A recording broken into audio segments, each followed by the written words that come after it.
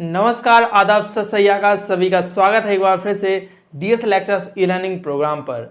आज के इस वीडियो में हम लोग देखेंगे बिंदु आवेश के कारण विद्युत क्षेत्र की तीव्रता। बिंदु आवेश के कारण किसी बिंदु पर उत्पन्न विद्युत क्षेत्र की तीव्रता। पिछले वीडियो में हम लोगों ने जाना विद्युत क्षेत्र क्या होता है, विद्युत क्षेत्र किसे कहते हैं, और विद्युत क्षेत्र की तीव्रता समझी थी कि विद्युत क्षेत्र की तीव्रता हम किसे कहते हैं। तो इन सभी चीज़ों के बारे में हमने पहले इस वीडियो में अध्ययन कर लिया था लेक्चर नंबर 3 में। अब आज के इस वीडियो में हम लोग जो लेक्चर नंबर 4 है आप सभी के लिए, तो इसमें हम लोग अध्ययन करने वाले हैं बिंदु आवेश के कारण विद्युत क्षेत्र की तीव्रता, और इसका व्यंजक हम लोग आज फाइंड करेंगे। तो जल्दी से सभी लोग बता दें, क्या सभी लोग तैयार हैं आज के इस वीडियो के लिए? तो हम लोग अपने सेशन को रेगुलर रखते हुए आगे बढ़ते हैं। तो चलिए सभी लोग, अब हम लोग बढ़ते हैं आगे। तो पहले हम लोग समझेंगे कि बिंदु आवेश के कारण विद्युत क्षेत्र की तीव्रता जो है उसे हम लोग इंग्लिश में कहते हैं intensity of electric field due to a point charge. Point charge यानी बिंदु आवेश। तो अब हम समझेंगे इसमें कि क्या होता है। हम जब फाइंड करते हैं किसको, विद्युत क्षेत्र की तीव्रता को किसी बिंदु पर, तो पहले हम लोगों को इसमें एक चित्र बनाना पड़ेगा जिसके माध्यम से हम लोग समझेंगे। तो बता दें कि यहाँ पर Q आवेश, मान लीजिए कोई एक आवेश है। बिंदु आवेश के कारण हम लोग क्या कर रहे हैं, तीव्रता का व्यंजक फाइंड कर रहे हैं। तो यहाँ पर मान लीजिए Q कोई एक आवेश है जो बिंदु A पर स्थित है। Q कोई बिंदु पर आवेश है, क्या है, Q एक बिंदु आवेश है, प्लस Q मान लीजिए, प्लस Q कोई एक चार्ज है जो बिंदु A पर स्थित है। इससे R दूरी पर क्या है, एक बिंदु है, क्या है, R दूरी पर एक बिंदु है, क्या है वो, P है। कौन सा बिंदु है, बिंदु P है। अब हम लोगों को इसी बिंदु P पर विद्युत क्षेत्र की तीव्रता फाइंड करनी है। विद्युत क्षेत्र की तीव्रता क्या करना है, फाइंड करना है, ज्ञात करना है हम लोगों को। तो विद्युत क्षेत्र की तीव्रता, अब हमने पहले इस वीडियो में लेक्चर 3 में हम लोगों ने समझा था कि विद्युत क्षेत्र की तीव्रता जो होती है उसका दिशा किस तरफ होती है कि प्लस, अगर प्लस की आवेश है यानी कि बिंदु आवेश क्या है, धनावेश है, तो वहाँ पर धनावेश से दूर होती है। अगर ऋणावेश है तो ऋणावेश की ओर होती है। तो इस प्रकार हम लोग, जब प्लस की आवेश है तो विद्युत क्षेत्र की तीव्रता किस तरफ होने वाली है, इस तरफ, इसका मुंह इस तरफ होगा, डायरेक्शन उस तरफ हो जाएगी, मतलब धनावेश से दूर हो जाएगी। क्लियर है इतना सब कुछ? एक बार जल्दी से बता देना, क्या क्लियर है सभी को? तो जितना हम लोगों ने इसमें लेट किया है चित्र में, ये सभी हम लोगों को लिखना पड़ता है। इससे क्या होता है कि समझ में आता है, एग्जामिनर जब आपकी कॉपी चेक करेगा तो क्लियर रहेगा क्या क्या चीज़ आपने माना है, क्या क्या चीज़ आपने लिखा है इसमें। तो यहाँ पर हम लोग इसको क्या क्या हम लोगों ने लेट किया है, तो पहले हम लोग लिखेंगे, माना प्लस Q एक आवेश है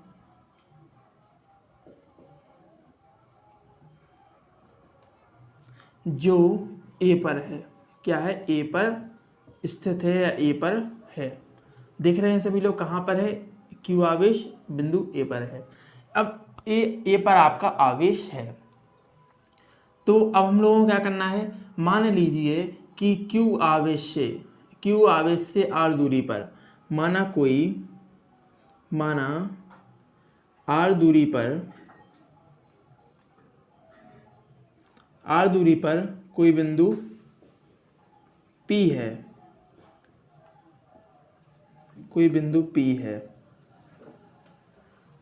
माना R दूरी पर कोई बिंदु P है। कहाँ से है, Q आवेश से, माना R दूरी पर कोई बिंदु एक P है। अब यहाँ पर एक बिंदु आपका P हो गया, जिस पर हमें क्या ज्ञात करना है, विद्युत क्षेत्र की तीव्रता ज्ञात करनी है, जिस पर विद्युत क्षेत्र की तीव्रता की गणना करनी है। अब वह लिख के मैंने लिख दिया, तो विद्युत क्षेत्र को आप समझ लीजिएगा, विद्युत क्षेत्र की तीव्रता की गणना करनी है, तीव्रता ज्ञात करना है। तो चलिए, हम लोगों ने जो जो इसमें लेट किया था वो हम लोगों ने अब लिख लिया है। तो अब हम लोग इसमें क्या करेंगे, जब हमने ये सब टोटल लिख लिया है, तो अब आप बताइए यहाँ पर कि इसका हम लोग कैसे प्राप्त करेंगे। अब हमने पिछले जब वीडियो में देखा था वैद्युत क्षेत्र की तीव्रता, तो उसमें हम लोगों को अगर वैद्युत क्षेत्र ज्ञात करना था किसी बिंदु पर वैद्युत क्षेत्र ज्ञात करना था, तो उसमें क्या था कि हमें एक परीक्षण धनावेश लेना पड़ता था। अगर हम परीक्षण धनावेश लेंगे तभी तो हम लोगों को पता चलेगा कि कहाँ पर किस बिंदु पर मान कितना है, वैद्युत क्षेत्र का मान कितना है। अब हम लोगों को अगर पी बिंदु पर ज्ञात करना है तो हमें कोई ना कोई टेस्ट चार्ज लेना पड़ेगा। तो हमने एक क्यू नॉट क्या ले लिया, टेस्ट चार्ज ले लिया। क्या ले लिया भैया, टेस्ट चार्ज ले लिया। अब इसके बारे में हमने पहले भी चर्चा की थी। ये क्या होता है, परीक्षण धनावेश होता है, जो कि क्या होता है कि ये किसी के द्वारा, किसी आवेश के द्वारा लगाए गए बल का अनुभव तो करता है, लेकिन किसी पर बल आरोपित नहीं करता है। तो अब हम लोग इसमें देखते हैं। चलिए, तो अब हम लोग इसमें क्या देखेंगे कि हमने क्यू नॉट एक मान लिया है, क्या टेस्ट चार्ज रख लिया है बिंदु पी पर। जब बिंदु पी पर हमने टेस्ट चार्ज रख लिया है तो अब हम लोग क्या करेंगे कि माना परीक्षण धनावेश, यहाँ पर लिखेंगे माना परीक्षण धनावेश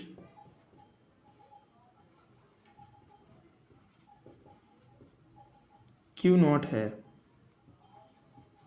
अब क्यू तथा क्यू नॉट पर बल, क्यू तथा क्यू नॉट आवेश के मध्य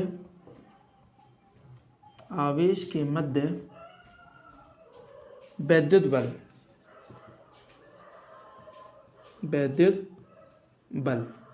अब जो इनके बीच क्या होगा, ये जो क्यू आवेश है और ये क्यू नॉट आवेश है, इनके बीच क्या बल कार्य करेगा, एक आपका बल कार्य करेगा। तो वैद्युत बल किसका नियम था, वैद्युत बल किसका था, कूलाम का नियम में हम लोगों ने पढ़ा था।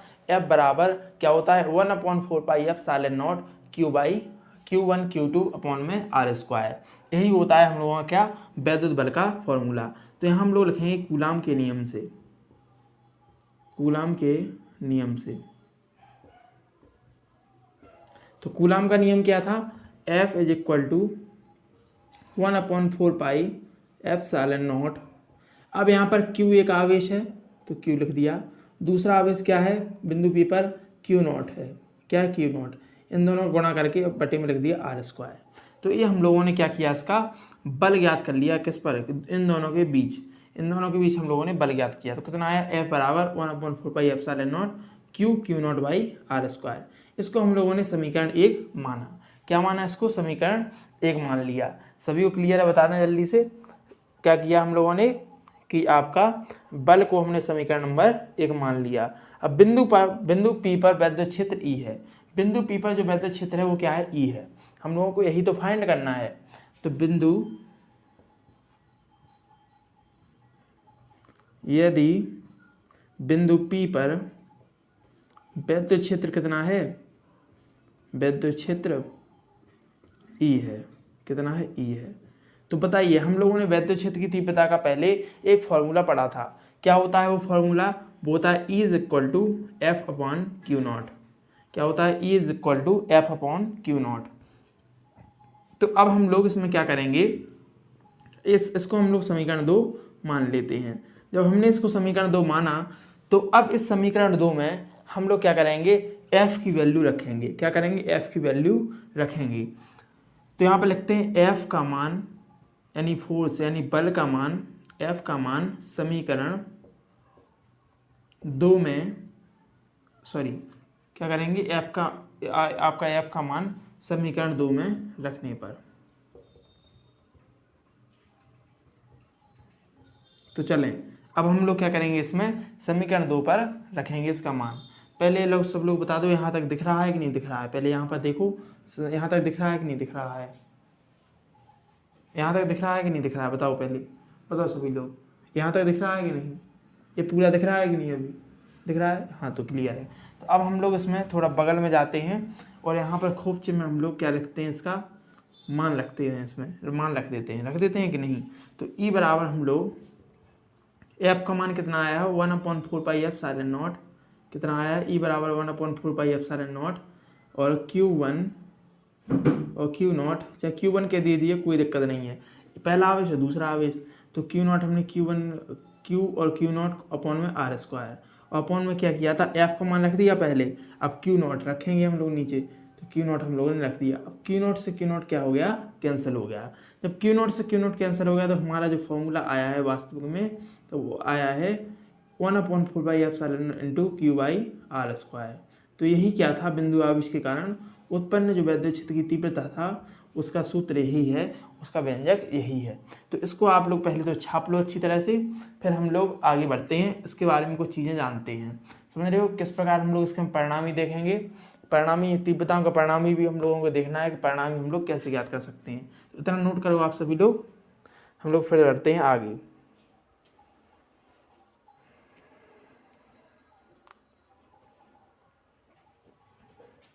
चलिए सभी लोगों ने नोट कर लिया है, तो अब हम लोग आगे बढ़ते हैं।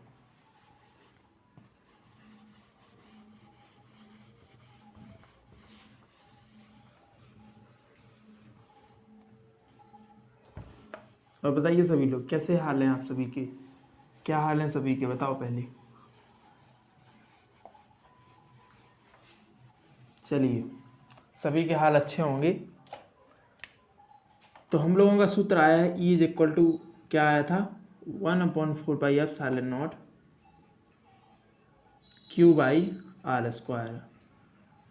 तो अब हम लोग इसमें समझें, तो पहले हम लोग समझते हैं यहाँ पर, मान लीजिए क्यू माइनस क्यू आवेश है जो ए पर स्थित है और ए पर स्थित है, और बिंदु पी पर क्या करना है, इसकी तीव्रता ज्ञात करनी है, इसका क्या करनी है, तीव्रता ज्ञात करनी है। तो इसमें हम लोग क्या करेंगे, यहाँ पर तो क्यू नॉट रखेंगे ही रखेंगे, वो तो बात की बात होगी। तो पी पर हम लोगों को क्या करना है, ई बराबर फाइंड करना है तीव्रता। जब तीव्रता फाइंड करना है तो ई बराबर आपका सूत्र क्या रहेगा, 1/4πε0 और क्यू बाई आर स्क्वायर, सूत्र वही रहेगा। अब यहाँ से हम लोगों को एक बात पता चली, और प्लस क्यू के लिए अगर हम लोग लिखें, तो प्लस क्यू के लिए अगर हम लोग लिखें, तो प्लस क्यू के लिए रखें अगर, और ई का मान ज्ञात करना हो तो किस प्रकार ज्ञात करेंगे, ई इज इक्वल टू 1/4πε0 और क्यू बाई आर स्क्वायर। तो सूत्र दोनों स्थिति में समान रहेगा। तो इससे इन दो केसों से हमें क्या पता चलता है कि हम लोग इस वैद्युत क्षेत्र की तीव्रता के बारे में, वैद्युत क्षेत्र की तीव्रता कि इस सूत्र में हम लोग आवेश का मान चिन्ह सहित नहीं रखते हैं। क्या करते हैं, चिन्ह सहित नहीं रखते हैं। तो यहाँ पर खूबचे में लिख लो, क्या लिखोगे कि बिंदु आवेश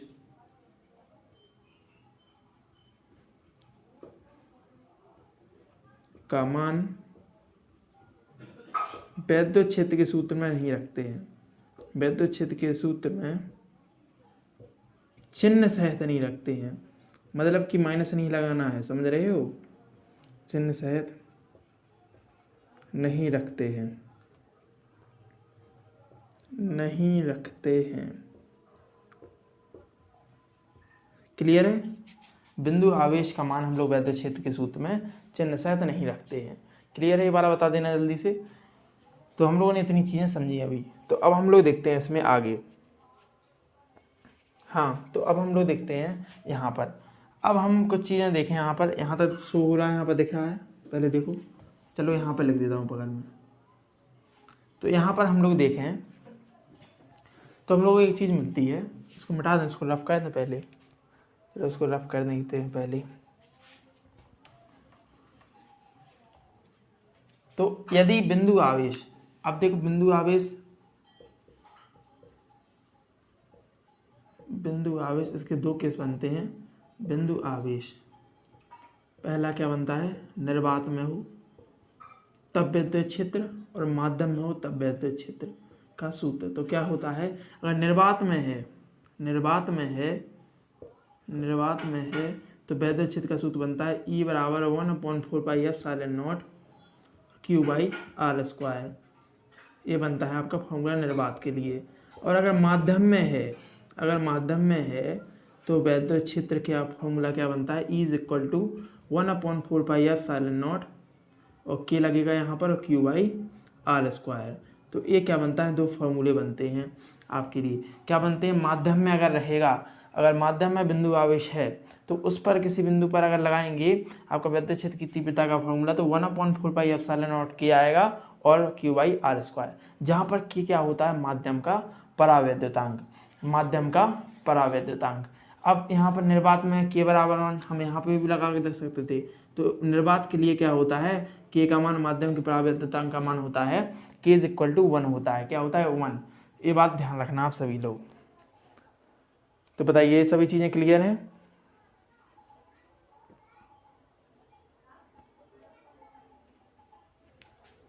क्लियर है तो एक बार जल्दी से बता दो, एक बार हम सबको बटन दबा देना।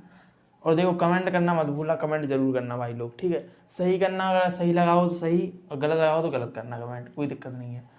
अब हम लोग देखें यहाँ पर, तो एक हम लोगों ने यहाँ पर गौर किया कि जो आर स्क्वायर है वो ई बराबर 1/r²। अगर हम इसको कांस्टेंट मान के अलग करें तो क्या आता है इन सभी को, तो 1/r² हो जाएगा। तो हम लोग ई व्युत्क्रमानुपाती क्या होगा r², मतलब ई इनडायरेक्टली प्रोपोर्शनल टू क्या होता है 1/r²। तो इससे हमें क्या पता चलता है कि दूरी, यानी बिंदु आवेश से हम लोग जितना दूर जाते हैं, बिंदु आवेश से दूर जाने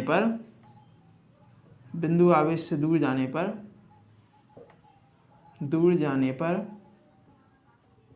वैद्युत क्षेत्र का मान घटता है। वैद्युत क्षेत्र का मान लगातार घटता है। उल्टा संबंध होता है, अगर हम लोग किसी को अगर इनडायरेक्टली प्रोपोर्शनल होगा तो वहाँ पर क्या होगा, दोनों में क्या हो जाएगा, उल्टा संबंध होगा। यानी एक बढ़ेगा तो एक घटेगा और एक दूसरा बढ़ेगा तो दूसरा घटेगा। जितनी ही दूरी कम होगी उतना ही क्या होगा, वैद्युत क्षेत्र अधिक होगा उस बिंदु पर, और जितनी ही अधिक होगी दूरी उतना ही कम होगा वैद्युत क्षेत्र। क्लियर है, इतना बता दो एक बार जल्दी से। क्लियर है तो हम लोग उसमें और आगे बढ़ते हैं, उसमें कुछ और पॉइंट्स देखते हैं। बता देना यहाँ पर दिख रहा है, शो हो रहा है, दिख रहा है कि नहीं पहले बता दो। हाँ क्लियर है, क्लियर दिख रहा है। अब हम लोग यहाँ पर देखें कि यहाँ पर एक छोटा छुटकू सा पॉइंट और ऐड कर लेना। तो हम लोग देखते हैं, यहाँ पर लिखें कि यहाँ पर पहले बता दूँ, यहाँ पर लिखें, तुम लोग डिसाइड कर लो। यहाँ पर लिख दें यहाँ पर बता दो, लिख दें कि नहीं, तुम बता दो, बताओ। नहीं तुम ही बताओ, लिखें कि नहीं लिखें, पहले ये बता दो, लिख सकते हैं कि नहीं। चलिए तो अब तुम बोल रहे हो तो लिख ही देता हूँ, कोई दिक्कत नहीं है।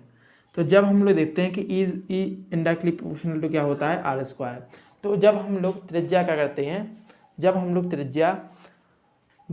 क्या करते हैं, त्रिज्या को अगर इनफाइनाइट हो, अगर त्रिज्या क्या हो, अनंत हो, जब त्रिज्या अनंत हो, जैसे r इज इक्वल टू क्या हो, अनंत हो, जैसे त्रिज्या क्या हो गई आपकी क्या हो गई, अनंत हो गई, इन्फिनिट हो गई है। तो इसमें क्या होता है कि इसमें वैद्युत क्षेत्र का मान क्या होता है, शून्य हो जाता है। क्या हो जाता है, शून्य हो जाता है। मान लीजिए आर का आप रख दीजिए, इन्फाइनाइट का आप एक में भाग देंगे तो क्या हो जाएगा, 0 हो जाएगा। अब हम लोग समानुपाती के चिन्ह को इग्नोर करें अगर, तो ये इक्वल टू क्या आता है, 0।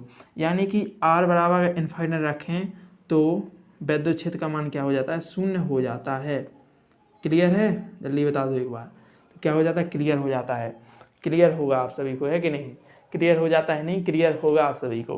क्या होगा कि जब हम आपका त्रिज्या कहिए या क्या कहिए, उसका दूरी कहिए, तो अगर दूरी का हम लोग यहाँ पर अगर इन्फाइनाइट रख दें, मतलब आर में क्या रख दें, इन्फाइनाइट रख दें, तो ई बराबर यानी वैद्युत क्षेत्र क्या हो जाता है, शून्य हो जाता है।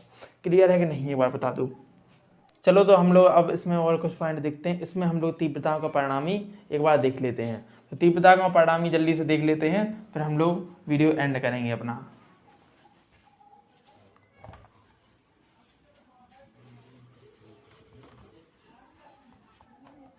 इसको थोड़ा भिगा दें कि जब तक पानी लगाते हैं जब तक साफ नहीं होता है। यहाँ पर जल्दी से तुम लोग सपोर्ट कर दो तो बढ़िया डिजिटल पैनल आ जाएगा अपने पास, फिर तो कोई मिटाने का झंझट ही नहीं रहेगा। तुम लोग सपोर्ट कर दो बस अच्छी तरह से, आप लोग सपोर्ट करो बस, सब मुमकिन है। चलिए तो इसमें हम लोग अब देखेंगे तीव्रताओं का परिणामी। जब दो बिंदु आवेश होते हैं उनके बीच तीव्रताओं का परिणामी देखते हैं, यानी दो अगर वैद्युत क्षेत्र हैं तो उसके तीव्रताओं का परिणामी,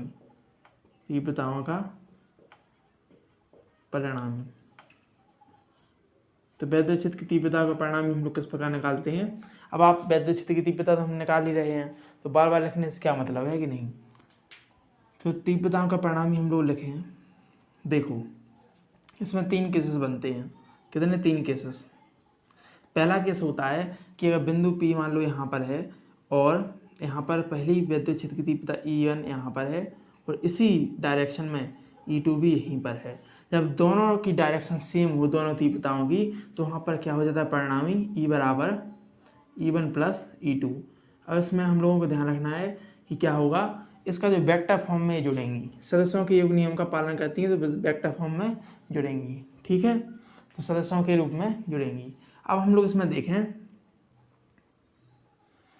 अब दूसरा देखें तो इसमें हम लोग देखेंगे कि बिंदु P यहाँ पर है और इसकी तीव्रताएं कैसी हैं? विपरीत दिशा में हैं। E1 मान लीजिए यहाँ पर और E2 यहाँ पर है, यहाँ पर। तो अब हम लोग देखें तो इस केस में क्या होगा कि E बराबर परिणामी क्या आ जाएगा? E1 डिफरेंस E2, यानी जो बड़ा होगा उससे हम लोग उसको छोटे वाले को घटा देंगे, चाहे E2 हो चाहे E1 हो। क्लियर है? बता देना एक बार जल्दी से। अब हम लोग तीसरी देखें तो मान लीजिए कोई बिंदु यहाँ पर है, कहाँ पर है? यहाँ पर, थीटा कोण पर। अब मान लीजिए E1 क्या है? E1 आपकी क्षैतिज दिशा में है। कैसी है? दिशा में। यानी E1 और E2 दोनों क्या हों? थीटा कोण पर हों। क्या हों? थीटा कोण पर हों। तो बिंदु P पर हम लोग तीव्रता ज्ञात करेंगे तो क्या आ गई? E इज इक्वल टू क्या होगा?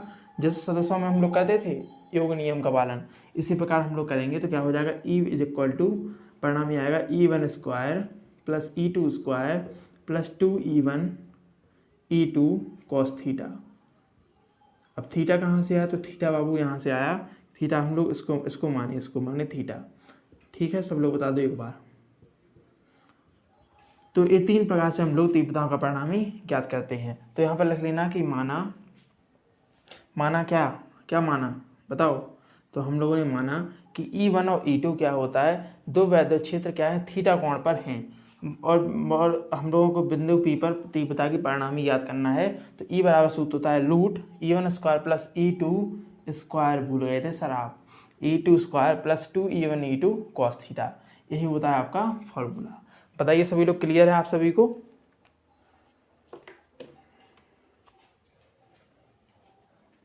सभी लोग नोट कर लेना इसको। तो चलिए दोस्तों, आज का वीडियो हम लोग यहीं तक रखते हैं। मिलते हैं नेक्स्ट वीडियो में, तब तक के लिए धन्यवाद। जय हिंद एवरीवन।